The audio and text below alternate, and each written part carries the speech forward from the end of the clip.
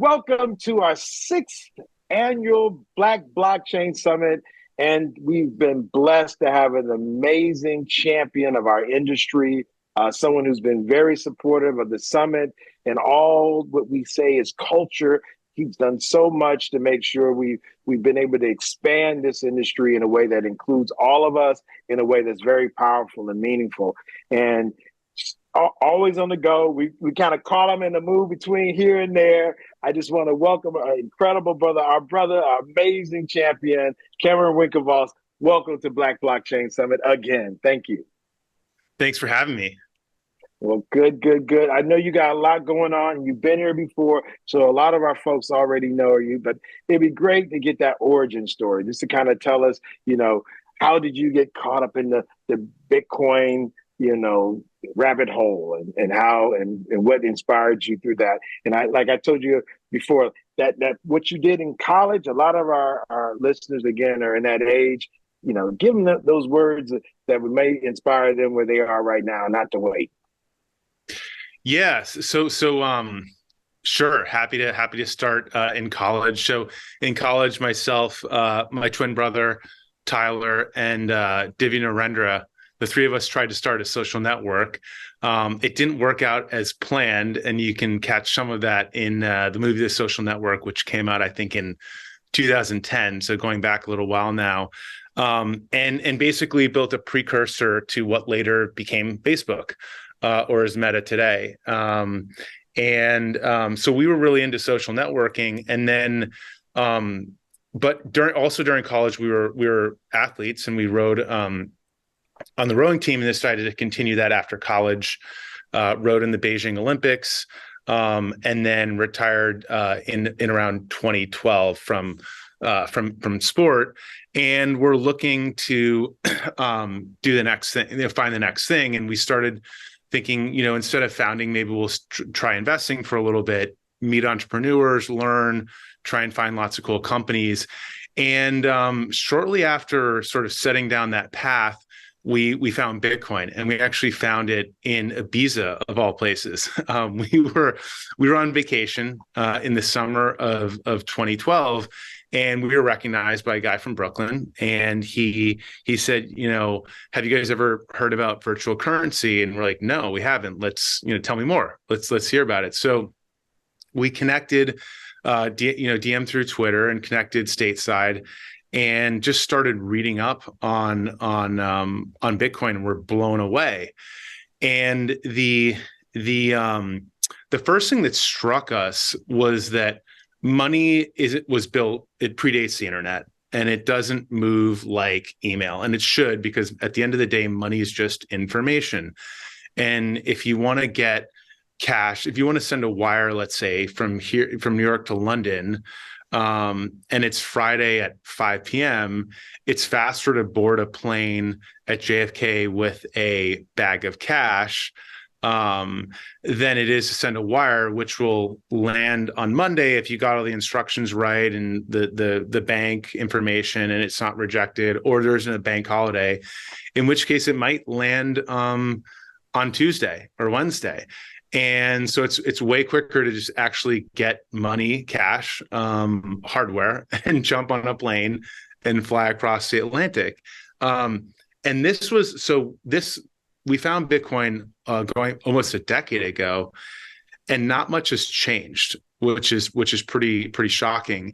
But it also challenged our thinking of money. Like we grew up thinking money was something that's green, and that it was a fiat world, and didn't really think too much beyond that, because you sort of know what's in front of you and what you're familiar with, and you accept that.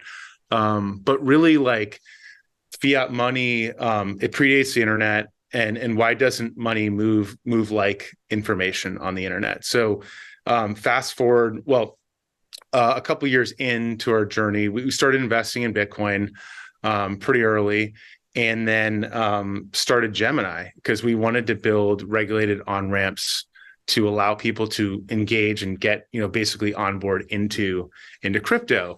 And at the time when we were investing and buying a lot of Bitcoin, the the key exchange was Mt. Gox. I think 95% of the volume went through Mt. Gox. And Mt. Gox is an acronym for Magic, the Online Gathering Exchange. And it started out as an exchange for Magic cards. And then it pivoted into Bitcoin.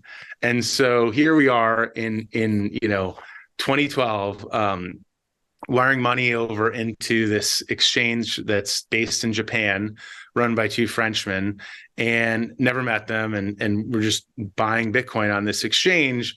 And it kind of worked, it was okay when Bitcoin was like fractions of a penny or penny, but all of a sudden it sort of was way over its skis, and it really wasn't prepared to handle, and it famously imploded. And thankfully we weren't injured in that. However, it informed us like, hey, we let's try and build infrastructure that's safe, secure, and easy for people to get onboarded. And so we started building Gemini in 2014, applied for a trust company license in New York, got that in October of 2015. So we're coming up to our anniversary, and basically have been doing that ever since. And a lot has changed. We've been in the space for, I think, over a decade, been through, I think, 4 winters, coming up to the 4th halvening. And it's been an incredible but wild and crazy ride at times. And we very much grew up in the Wild West. Yeah, the first time I met y'all was at the Money 2020, and I told y'all gave a speech, and I went online and borrowed your slide. In my first time I spoke, I guess that was in October. I had a conference in Zimbabwe, Harare, in November, and I literally took your slides and borrowed them. And then later on, when I met you with Adrian 50 at your office, I had to confess, look, man, I used your material from Money 2020, True Confessions, and it was awesome. Just because the way you explained everything was so, you know how sometimes this industry, especially early on, people kind of obfuscate things and make things seem so wild instead of talking to people where they could really understand. And I think the way that y'all approached it really was something that was approachable for the everyday person. And when we talk about unbanked, I mean, you're talking about people, oftentimes who want to have a new way, but how do we do it? Again, dealing with the issue of M-Pesa in Kenya, coming up with real examples of ways of letting this system work better than what we're used to. So I just want to say, just shout out to the evolution that y'all have helped contribute to. And if we could just put a pin in that, I would love culturally how it was back then. Because you said Wild Wild West. The characters and people was Wild Wild West. Literally, I remember going to conferences with grown men with tutus on and pink, folks out of there. And then now we have, the Bankman Frieds. What would you say about the culture? What you've seen, because you really framed it. You really framed the beginnings and where we are now. What would you do? And again, I'm going to give you some hard questions and talk about, again, staking and the derivatives, but literally the culture. It would be so great to hear your thoughts on that. Sure. So back about a decade ago, it was a very small community. You could sort of count the people and the characters in, all on basically 2 hands. And we gave the keynote at the San Francisco Bitcoin 2013, which is in a convention center in San Francisco. And I think it was a couple hundred people max. I mean, you could just fit the Bitcoin community into a room. And it was, it's cryptographers and cypherpunks and libertarians. And people were pretty hardcore and really hardcore. And it was it's sort of the misfits and the underdogs, and the mutants and the freaks and the hackers. It's not the front office people who were sort of dominating Web 2.0 and social networking and all that glossy sizzle stuff. It's, this is hard tech and really more about a movement, a philosophy and principles than sort of necessarily making money. Of course, we all hope to do well, but that's like a byproduct if we really change the world in the way that we think and deliver on the promise. And it's definitely been hijacked along the way, right? You have, I mean, there's been bad actors since the early days in the Wild West. And I think that always happens, right, in new technologies. I mean, I'm sure if you go back to like the Wildcatters and the Gold Rush and the 49ers, like there's lots of bad behavior and lots of bad actors, but there's a couple of good actors.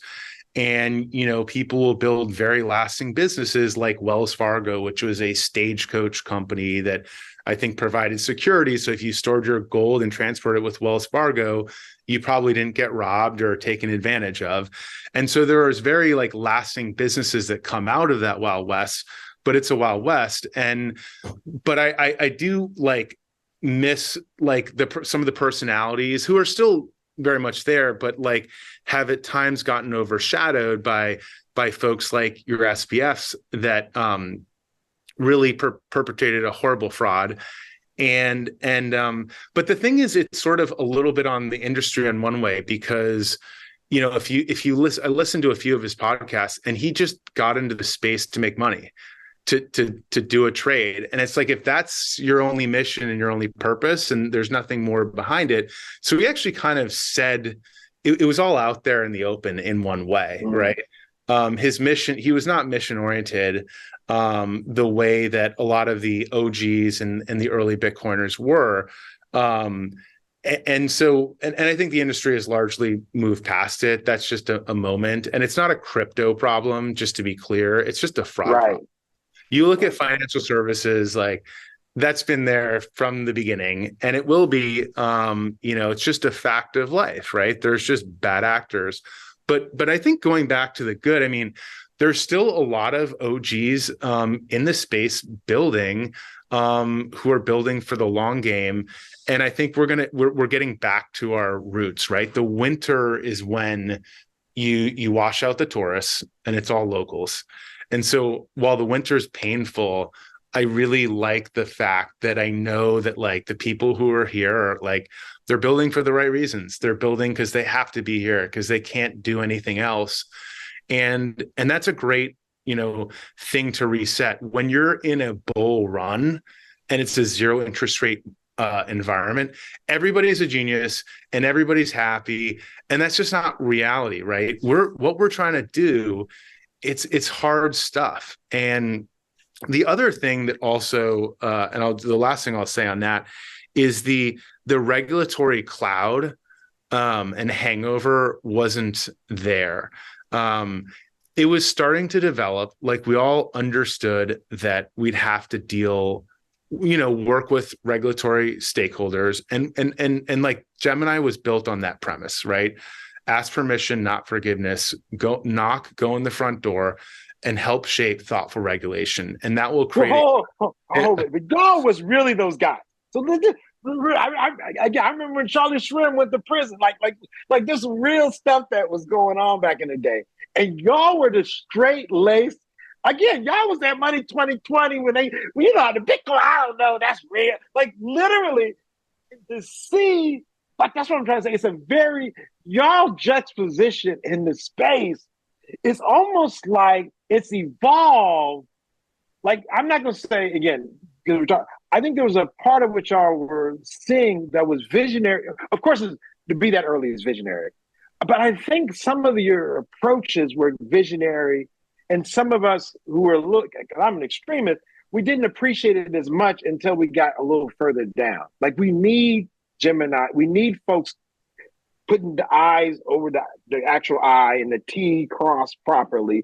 Like literally, that's got to be a part of our portfolio of what we offer the world. And you guys were really kind of laser beam on that when folks was just, like you said, they were just shooting at everybody. It was so. How do you? I mean, again, I'm only raising it like that because you were bringing it up, and it really was interesting to see that.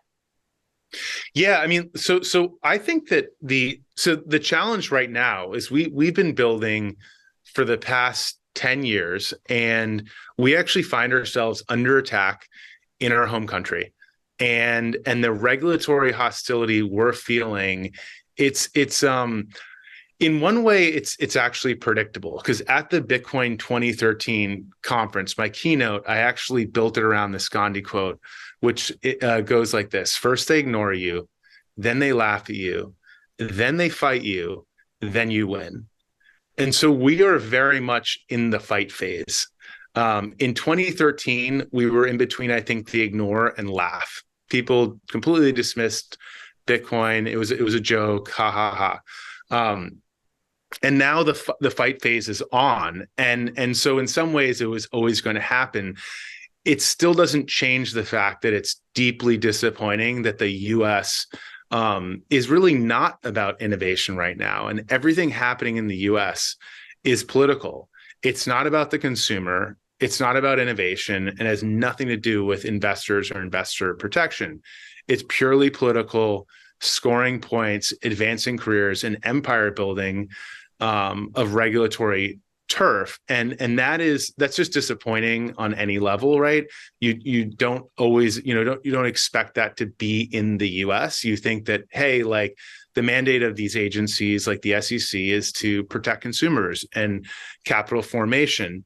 Are they perfect? No, but like, we expect them directionally to be right, and it's just they've completely it's largely a failed regulator, and they refuse to build rules or promulgate rules, and they're now enforcing and suing people. And so I say, getting sued by the SEC used to mean you probably did something bad. Now getting sued by the SEC means you're probably doing something right. You're innovating, and you're trying to change the world away from the TradFi paradigm. So I think this is a moment in time. It will pass, and we're going to get through it, and the crypto industry will push forward. It's way bigger, has way more momentum than any single person, politician, Gary Gensler or otherwise. But it's, we are very much in that fight phase. And so a couple things. One, we have to fight the good fight. We have to keep pushing and push back. We can't accept that behavior from a regulator that's completely overstepping their bounds. And then we also have to look internationally more and dig deep. And we've been on the road in the early part of the summer. I think we went to 7 countries and eight cities in 7 countries. And the amazing thing is, it was incredibly welcoming. Everybody's like pro crypto, wants it to be built in their backyard on some level, innovation. And it proves that the US is actually just a totally political anomaly and doesn't make any sense. And I think that the US will get it right. There's a Winston Churchill quote that I love, and it goes something like, the US will eventually get it right after they have exhausted all other possibilities. Right. World War II. Like, we will just stay out until, well, we got to get in. No, I get that.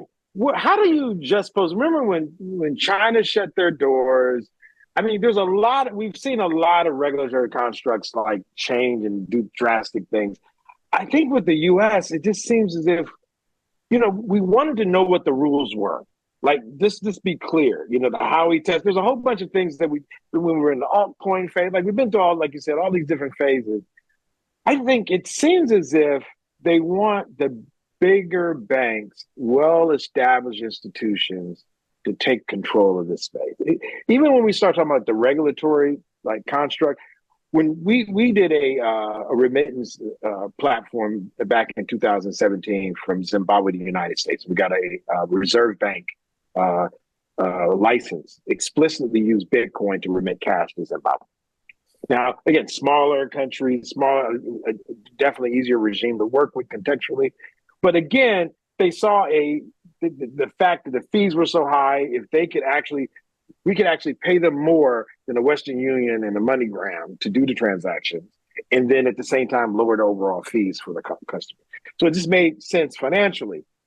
But when you look at where we are in the US, it seems as if we don't see the benefit of having the innovation operate here, where then it actually takes away friction and lowers the cost so we can spend that money elsewhere, not in these, overcharged, Mhm. transactions.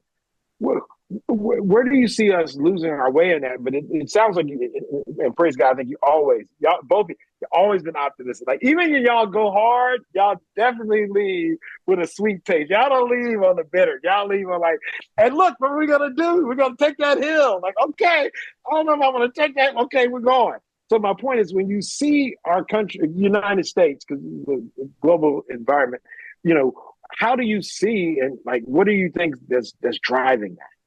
I just told you the boogeyman to me was there's banks who want to literally be the ones being the exchanges and collecting the fees. But again, that's me, and I'm not. I don't want the words in your mouth.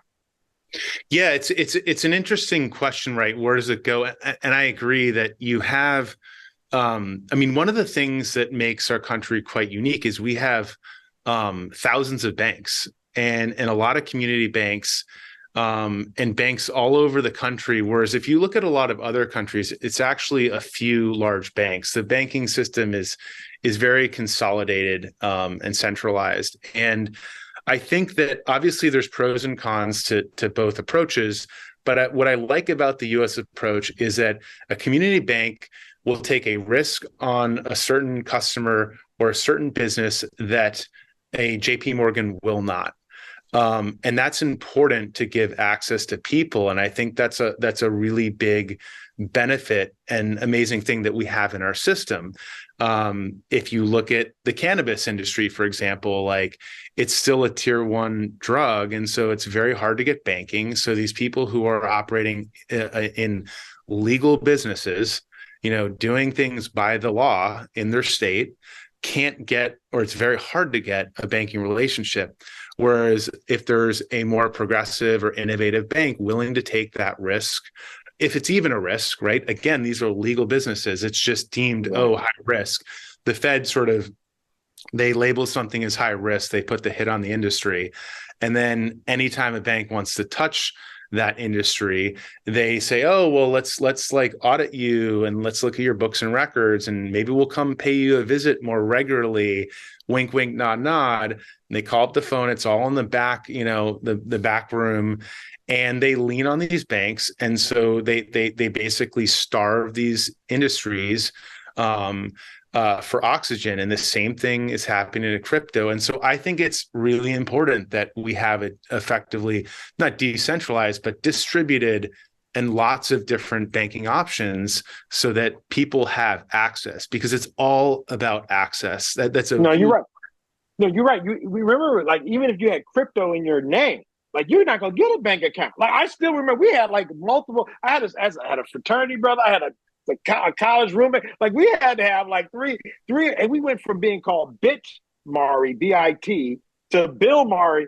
I got tired of the Yeah, conversation. yeah, I yeah. said, Bill Mari, I'm still transactions, but literally we went from BIT to BILL just to get out of the movie. I mean, we're still in the Right. space, but literally that was such a heavy hit. I mean, you just made me think of like how we've like these are the hurdles we've Right. had to overcome. Amazing. No, good point. And I think that like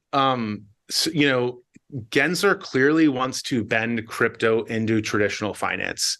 He wants to push it into ETF wrappers, and I'm super pro ETFs. I think they're a Yeah, y'all great, were early. Y'all were early. Y'all were yeah, early ETF. What are you talking? first I ETF get it. filing. Right, right. That 2013, right? And Yeah. here we are a decade later, and maybe we're on the cusp. Maybe it's going to happen, but that's like one access point. It shouldn't be the only access point. If someone wants to come to a Gemini and get the physical asset and then take it to their ledger or whatever, they should be able to do that. They should be able to self custody in Gemini, put an ETF, whatever they choose, whatever adventure. We want to give people that option. And so, but there's this desire, at least in the current SEC, to bend it into traditional finance and centralize it and take away opportunity and take away access. And I think that's just wrong and bad for the consumer. and it's not progressive. Like if traditional finance could solve the problems we're trying to solve, it would have already done it. And at 100, modern finance has had 100+ years to get it done. And there's a billion plus underbanked people on the planet. Look, if the banks could get there and they could underwrite those individuals and do it, they would have, and they can't. And so, like, if you, I don't know, use telecoms as an analogy, right? So you've got your traditional AT&T, Verizon, but they're not getting to a lot of remote areas. They're not laying fiber or Fios or whatever. Okay, enter Starlink, and they're going to light up the rest of the world. And so, and the Starlink is probably going to become one of the biggest telecom companies, if not the biggest on the planet, because it's moving, it's leapfrog, first it was copper and then fiber, and then, wherever it's evolved to, where, if those traditional telecoms could have gotten there, they would have already been there. And so we're going to have, crypto's that Starlink moment where we can really service the underbanked and increase those access points and inclusion. So I think that so why do people push in that direction? I think a lot of times it's because these people, they worked in traditional finance and then they become regulators, or vice versa. And it's sort of, there's this inertia against, changing the status quo. It's like that. I think it's that simple on some level. The other thing, though, you brought up, I think, Western Union. People still, use those points because it works, even though it's expensive. And so building trust is really important. And that's a big part of what we've been trying to do, is like build those safe on-ramps. Because go ahead. That's what y'all did. No, you know what? You just captured it. Y'all focused before a lot of people on the trust part. Like, if you really think about early, we didn't even care. We literally were talking about open source, again, it's like we really were talking about decentralization. The trust thing is something I think y'all got to very early, which, again, I think supersedes. I don't care how good your thing is. If I don't trust you, I'm not dealing. I mean, like, on everything. I don't care how good. If I don't trust, I think there's an element of what y'all were doing and building that spoke to trust, was like a box that had to be like checked off. And I think many of us didn't even think of that as a box. Now, looking back and being here now, where you're building community, blah, blah, blah, you got to have trust, or we're not going to, the trustless society, like, because we always said trustless, right? But literally, okay, if I want to let you help me build that, I probably might have to trust you a little bit. But anyway, I'm sorry. That was, anyway. Yeah, no, I totally agree. And it's a spectrum. When we say trustless, like, that's kind of an end state that in many cases is the optimal one, right? If people want to self-custody and store their own private keys, that's awesome, right? They can just, do that themselves. But most people want to get, when they get into crypto, they need to go through a Gemini, or a Coinbase or something, or Bill Murray, and like, basically, they need to. There's some trust in the transaction early on, and then you can probably go into a trustless world. But we have to create these on ramps for fiat into crypto, and that requires trust, right? And on some level. No, I think so. Now that we're here, let's talk about where we're going. And I think part of it, you did allude to it with the trips and, some of the other regulatory bodies, the EU and whatnot. Do you see that as a part of what the future looks like? And if so, how do you prioritize that? Like, again, I forget the name of that island. And again, I'm not talking about Ibiza. And I remember when you gave me a shout out for my bachelor party. I said, look, Ibiza, you gave me some names and they were great names. And I appreciate the places that I went. But there was a conference there. I went, there's an island where that has a very, more accessible regulatory construct. I forget, and I'm going to say. Are you thinking about Malta? Malta, yeah, Malta. I was in Malta. I went to Malta. Was that a part of your trip, or when you were there, was a conversation about more regulatory? Was it about defined regulatory? what were some of the things you were looking at as you did your tour? Sure. So we did not go to Malta on this trip. We have been there before. And I think Malta really led with their own framework. They were really ahead of the curve a couple years back. Ultimately, we got an e-money license in Ireland, and that's our Okay. license for most of Europe. But where the puck is going is that there's this new framework called MiCA, which is basically like a federal layer license for all of Europe. So you apply, you get MiCA, one license to rule them all for Europe. And it's actually pretty impressive. Like Europe is leading the charge. That framework, I think, it's still a little ways out in the sense that you have to apply, and it's probably a 12 to 18-month journey. So it's not, there's work to be done, but it's a really cool development. Whereas in the States, like on a federal level, we can't get anything done. There's no rules. There's no clear rules, and no And there's appetite. like 56 rules. It might be like, what's it? Plus Puerto Rico. Like if you talk about FinCEN and you start talking about those layers of licensing, Yeah, I mean, it's a whew. complete nightmare. I mean, we have licenses in we have like MTLs, money transmission licenses in a number of states, or we have a reciprocity through our trust company. But basically, you have to go state by state, and it's this puzzle and figure out, what do I need to do to comply with this state and these rules and regulations, and there's differences. And you do that and you're like, okay, I'm good, I've figured it out. And then all of a sudden, like the SEC says, not so fast, we're not going to tell you what the rules are, but you're not in compliance. And we're like, okay, well, just tell us what we need to do to come into compliance. No, we're actually not going to tell you. And I liken it to, I made this analogy. It's as if the police didn't post speed limits, and you're driving along, and you're supposed to figure it out, what the rules of the road literally are, by going to the court and sifting through traffic violations and motor vehicle violations to figure out, to basically reverse engineer. Okay, this person was above the speed limit. They were going 45, so we know the speed limit's below 45, so we're just going to reverse engineer, because they won't put up road signs, they won't put up stop signs, they won't put up speed signs. And it's like they're looking for you to be off sides, and looking for, oh, where's the broken tail light. Let me just, Look, it's I was just. about to say, this sounds like Driving While Black for a moment. And look, I went you, Cameron, when you started looking for the tail light, bro, I'm like, gosh, I'm with you. And so, is there going to be like a lawsuit? Do you think there's going to be something? There's like where this thing comes to a head. Is it a Brown versus Board education? Is it going to be some like moment where we get this like reconciliate this? What were your thoughts on that? Which way does this go? So we're getting, these moments are happening.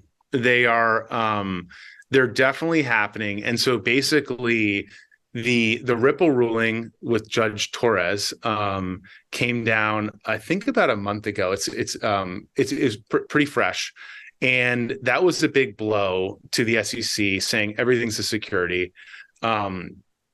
And basically, of course, they're appealing it because they're dissatisfied with the Right. ruling. They don't like it, but essentially, that is a win for the industry.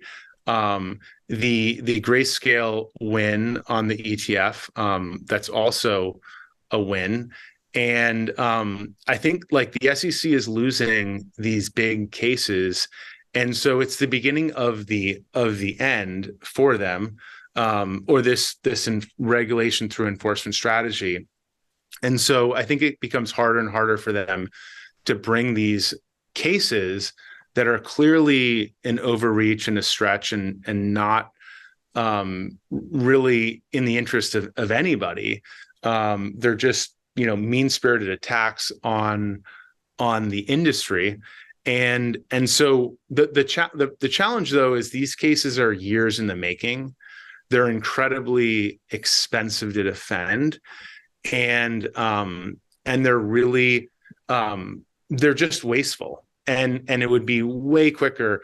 But the ability is, I mean, we're moving in the right direction, and I think that there are other losses on the horizon for the SEC over the coming months and or years, and then also there's like a reset where I think that, you know, we're coming into election year, and so people like will be voting around crypto. I think it'll be one of the bigger election issues. It wasn't 4 years ago; it wasn't a big enough issue, but I think that this time around, enough people have crypto, and a lot of like crypto holders, a lot of them are Gen Z and millennials, right? And the youth vote is really important to winning an election. It's not the, you know, you always hear like get out the vote, get out the youth vote, right? Get people engaged. Well, the youth, a lot of them own crypto, and they're not. It's not like any asset. Like I just own a stock or a Vanguard ETF and whatever. It's something that they're very passionate about. They believe in. They might work in crypto, or they have friends that work in crypto. They believe it's the future of their money. It's like the narrative that we want to believe. Like fiat money is very much a boomer narrative. It's for people. It's a you know, it's like if you believe in that, you also kind of need to believe that the U.S. government is solvent and can service $30 trillion of debt, that it continues to print money in this way and debase the currency. Like, I don't think a lot of people like, you know, Gen Z and millennials like believe that's sustainable and believe that we can just print our way into wars and out of crises and out of deficits and all this stuff. And so I think that, like, I don't see this like this as sustainable. And I think when people go to the polls, like economics is it's always a big issue. Like, do I feel like I've got options and opportunity? No, And where did you get that from? That was when you connected the faith in that paper money to our parents, or, you know, the baby boomers, you know, post World War, the United States, the only superpower, everything's great, we're building, we're great thing. Like you could like see somebody thinking like this is an unstoppable juggernaut. But the person who's past that is looking at the US like, I don't know, this is a little bit a touch and go. I think it's very interesting how you spoke to it, and then the political folks that are making those decisions, by and large, are baby boomers. As we get more and more Gen Z, like I said, the way you connected that, and that's what's, and I know you don't have a lot of time, but because what you did there, I went to the Ukraine border in like March of last year, like 2000, yeah, last year around the 17th, or it might have been the 14th or 17th, and you came out with a quote that we use for this. We've been using it for a theme for the Black Blockchain Summit. So our theme is this year, and we got T-shirts. Gosh, I need to grab the T-shirt. We got T-shirts too, and I told you folks we're gonna make sure y'all get some. Peaceful solutions to violent world problems. And the quote you made on March 15th, 2022, Bitcoin is a monetary system that requires no violence to work. And I had never heard the connection between violence and Bitcoin. Now I'm dealing with like gun violence in America, in Africa. We got like there's so much violence going on. When you made that, in underlying it's saying something about USD. Like you didn't say USD. It was very, no, I'm not gonna say clever, but it was thoughtful the way you said it on everything, bro. That right there, we use that, and I'm not saying it just because we're talking. We literally use that as the theme, and we have people coming together talking about peaceful solutions to violent world problems, because Bitcoin, as an example, is a monetary system that requires no violence to work. right. Yeah, it's if you governments have a monopoly on violence, and Statism. Yeah. that's why we largely want small government and we want the government out of our lives as much as possible. And I think that, like, the separation of money and state is a very powerful idea and an important idea. And I think that the like the government, like, even from an innovation perspective, like the the space program hasn't like, it's now really, the innovations being led by private companies like SpaceX, right?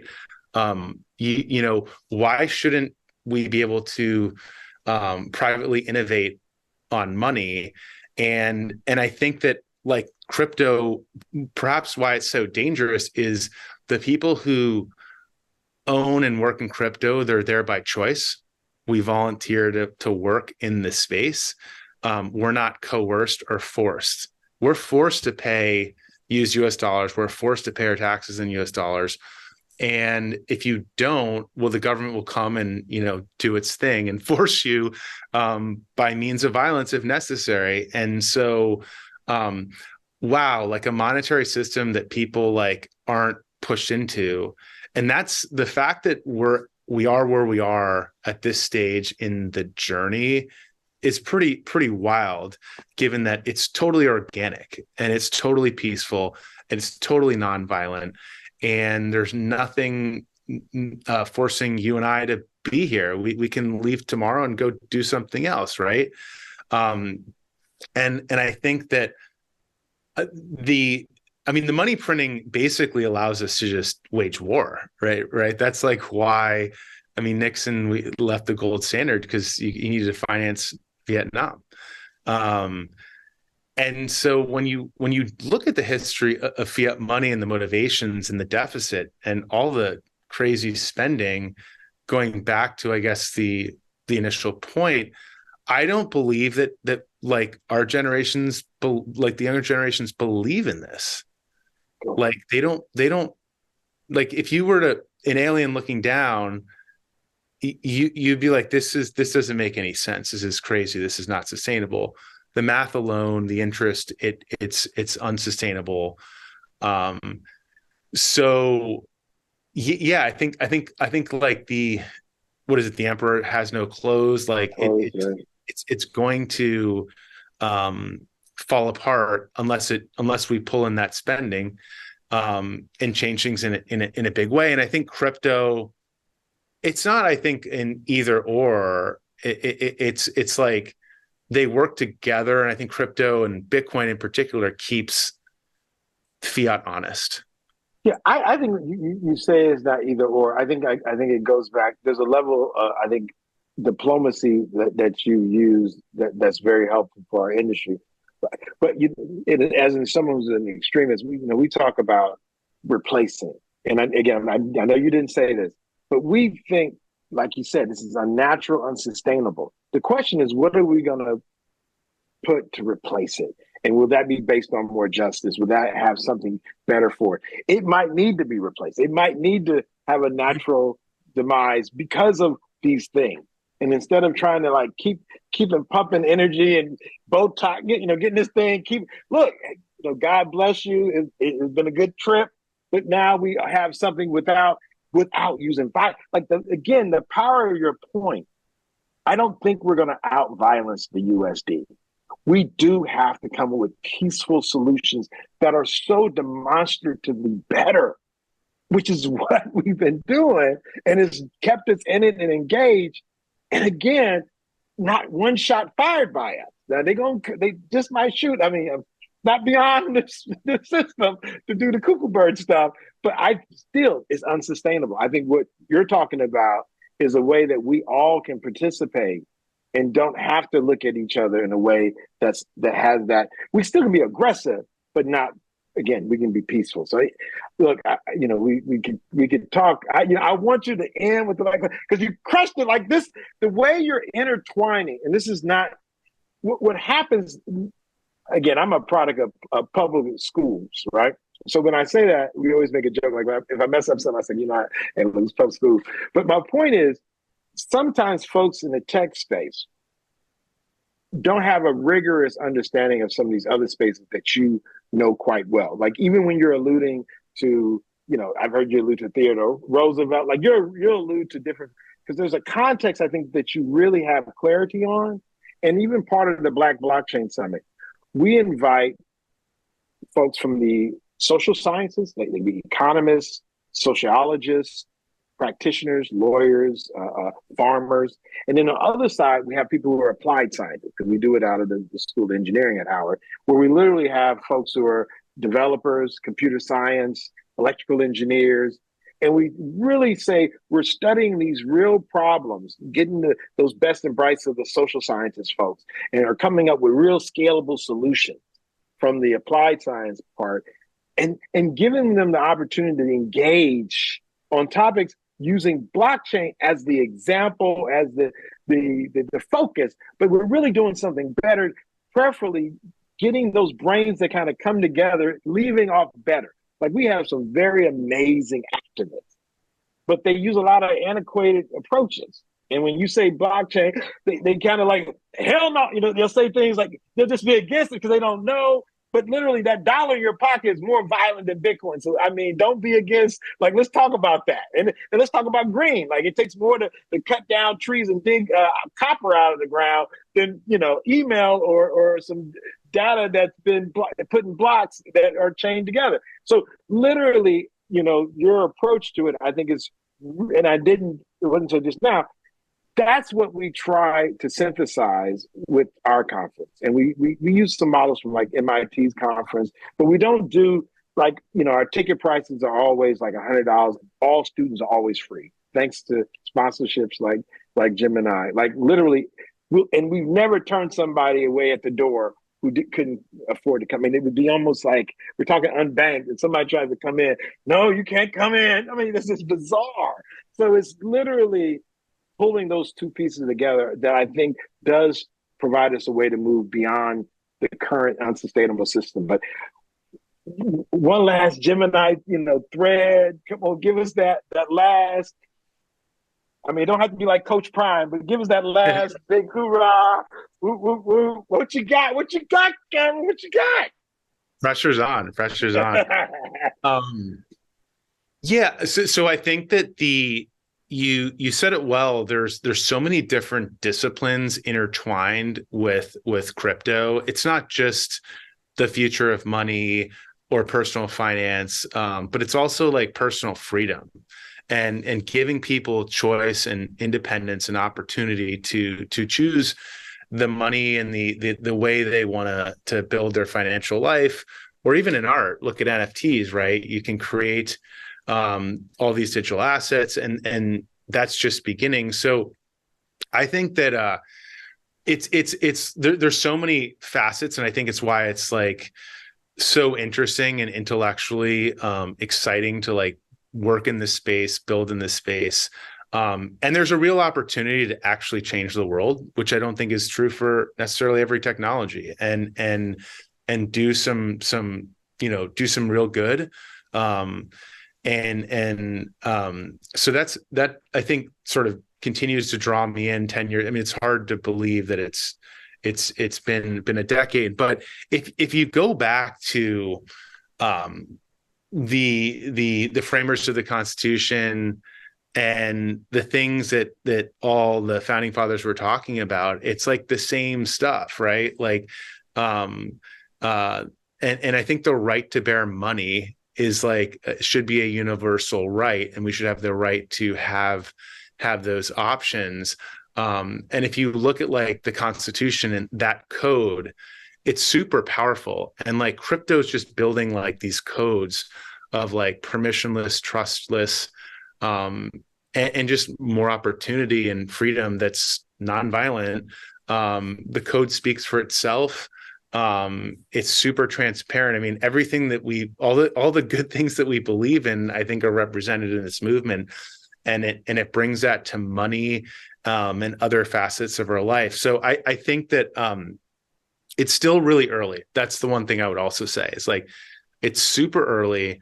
Yes, it's been we're in a winter And it's been like, one of the most challenging winters ever.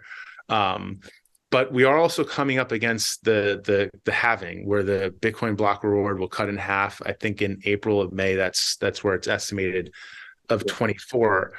And that, well, people I think it's priced in, it's always usually followed by the next bull cycle.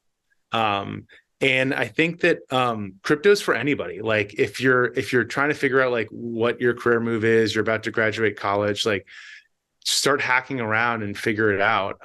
Because it's like, looking at the dot-com boom in the late, or right before the boom in the late 90s. It was an inevitability. If you were sort of paying attention, you're like, oh, like this small e-commerce thing, like that's going to become commerce, right? It's not this niche website called Amazon. And the first, I think, 100 meetings that Jeff Bezos took to raise money for Amazon, he had to actually explain what the internet was. That was like the number one question. And when we first got in Bitcoin, I'm sure like the number one question you got was like, what is this Bitcoin thing? Can I touch it? Like, how do I see it? Or if people were still thinking physical, right? In the physical tactile world. Now the conversation's moved well beyond that. As it has with like, people aren't really asking like about the internet, what is it, or how email works. It does, and you experience it and you do that. And so I think that if you're an aspiring builder or entrepreneur and you're looking and you're trying to figure it out, like, I think like if you're not building in crypto or AI, or space, you're probably not building in one of those high growth, like supercharged industries. And you can play it safe, or you can go in other directions. But I think that if you want to build and really be in one of the most exciting fields with the smartest minds in the room, like crypto is one of them. It's got to be at the top list. AI is there, and it's like too much of a risk. And I mean, we think about risk differently than most people probably, right? But I always viewed like it's too big of a risk not to be in Bitcoin and not to be in crypto. Like that to me feels far riskier than jumping the deep end building. And it seems like it's these are not ifs, they're whens. And now is the time actually, like, especially in like AI, when I see the AI news and stuff, it actually feels like Bitcoin a couple of years back, and it's so hot, and it's incredible. Like there's been a step change. Right. It's definitely been a step change. 100%.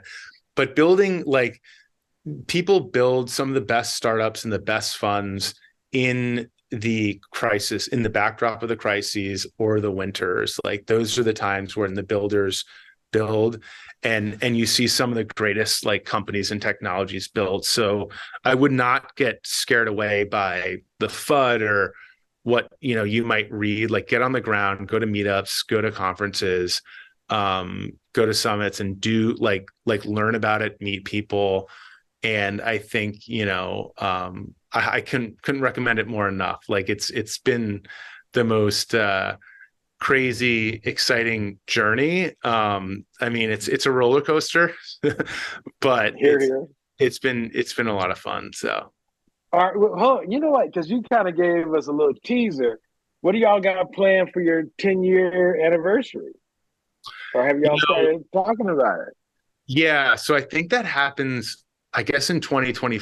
So we're like 18 months out, but that's a good question. I haven't thought that far ahead. We're at this point, but Bitcoin years, 10 years is like 1,000 years. Great, crazy, right? 10 years. But I hope, like, I think by 2025, if we have like a federal framework in the US and things like ETF products, I think it's going to be a pretty incredible, game-changing environment. And I think we're not that far from it. Like, I think that it's been a crazy year, but you know, 12, 18 months from now could be a completely different, it's going to swing back in a big way. And the industry today is so much further along than what it was Here, even a year or so. And like, yes, like there's been sort of step backs and these like painful moments, but I think we are moving in the right direction. And there's just too much inertia at this point behind it. So but 2025, yeah, I mean, it'll be exciting one way or the other. here. Well, thank you, Cameron. Thank you, thank you, thank you, thank you for your Gemini team. Shout out to your brother. Like, thank you for all you've done to support us and continue to do in the industry for everybody. So, again, uh, we have another 6 years, and I guess that would be our eighth one. So we'll be celebrating y'all's 10-year anniversary. I know we're gonna get the invitation and cut the cake with y'all, whatever y'all do. It might be in Ibiza. Like, you probably should have a anniversary tour. Like, make sure folks get their tickets to one location. Don't let it be one. Make it a few locations so we can jam out with y'all at different spots. So anyway, I'm just throwing it. I like that. I like that idea.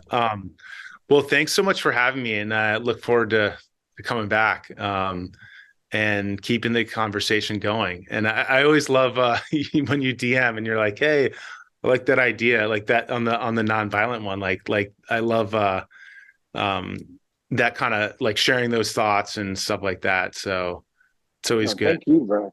Thank you, bro. All right. Well, peace out, everybody, and thank you for always joining us.